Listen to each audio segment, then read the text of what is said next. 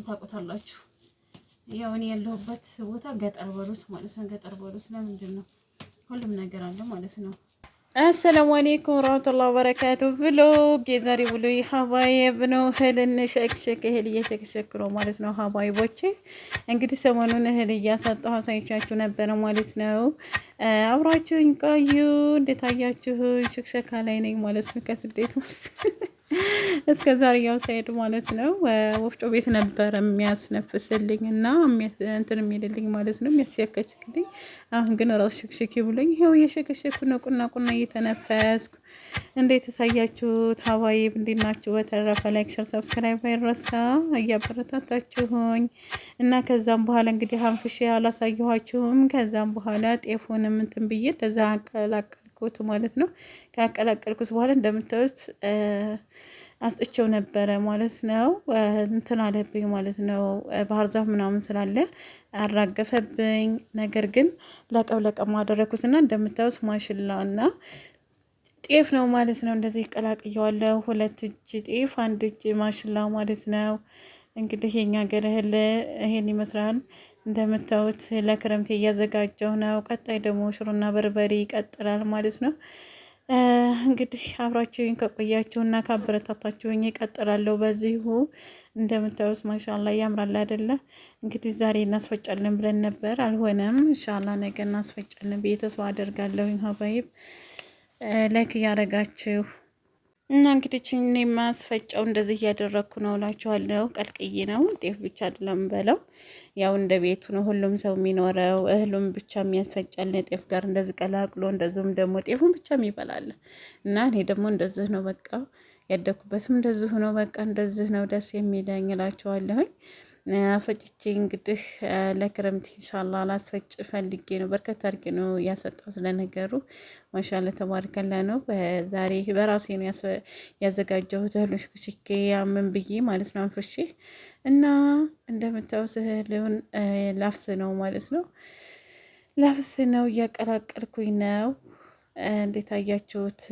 በየአካባቢውና በየሀገሩ ይለያያል እንግዲህ አዘገጃጀት ማለት ነው። አብራችሁኝ ቆዩ።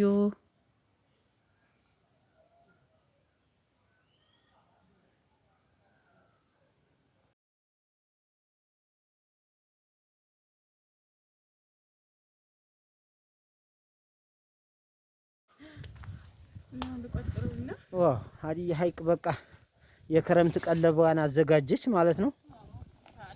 ማሻአላ ማሻአላ ጥሩ ነው። ለክረምታችን ከዛ ደግሞ አላህ ያቀላል። ቀን ለዚህ ታደርግ በኋላ ትናንት መብራት አልነበረም፣ ዛሬ ግን አለ። መብራትማ ሳይጠፋ እናስፈጭና መህራባሽ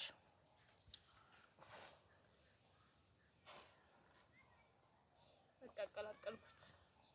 እዛ ደግሞ ወፍጮ ላይ ቋቱ ሲገባ ማለት ነው እንደዚህ ቅልቅል ማድረግ ነው። ወይንም አብረን እንሄዳለን፣ ችግር የለውም። እሺ አይሽ ቆጥሪ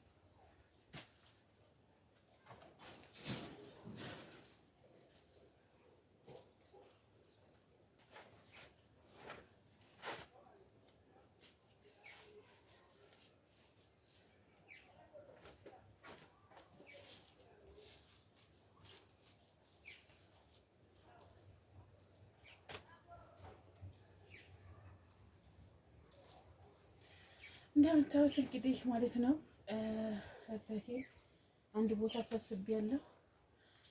ከሰበሰብኩ በኋላ እንግዲህ ለጠፍ አደርገዋለሁ ማለት ነው። በፊት የለጠፍኩትን ምጣድ እያበሰልኩበት ነው። አሁን ግን ደግሞ ይህንን በደንብ አሸውና እንትን እለዋለሁ ማለት ነው። እንደምታዩት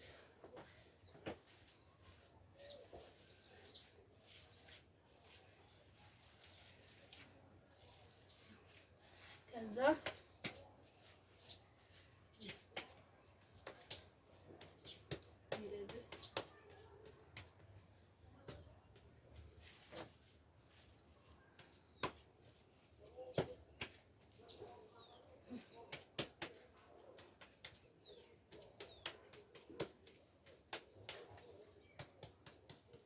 እንደምታዩት እንግዲህ እንደዚህ ያው ከሜሮ ትንሽ ራቅ ስላለ ነው እንደዚህ አንከባክባለሁ ማለት ነው። እንደምታዩት እንደዚህ ካርኩ በኋላ እለጥፈዋለሁ ማለት ነው። ሳሳደርግ መሬት አይደለም እኔ በኩሽና እንጨት ላይ ነው ማለት ነው። እንደምታዩት ቁጭ አደርገዋለሁ ማለት ነው። አብራችን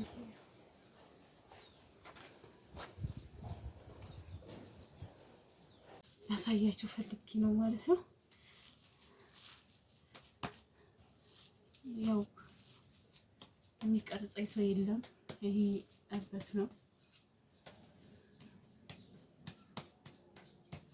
እንደዚህ አድርጌ እንክብክቦችን አንከበክባለሁ ማለት ነው። የገጠር ስትሆኑ ታውቁታላችሁ።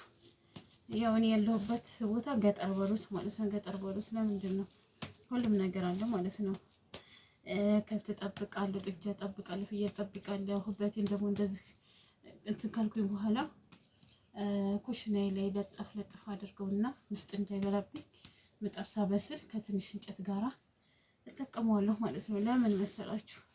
አንዳንድ ጊዜ ማለት ነው የነበርንበትን የምንረሳ ሰዎች አለን ማለት ነው። እኔ ግን እንደዛ ካሉ ሰዎች አይደለሁም። ምክንያቱም ያደግኩት ገጠር ነው። ኩበት እየለቀምኩኝ ቤት ያለው አልበቃ እያለ ዱር ሂጄ ከብት በጣም የሚበላበት አካባቢ ሂጄ እየለቀምኩኝ ምናምን ነው ያደግኩት ማለት ነው። እና አሁን እኔ ጥጃ አለችኝ።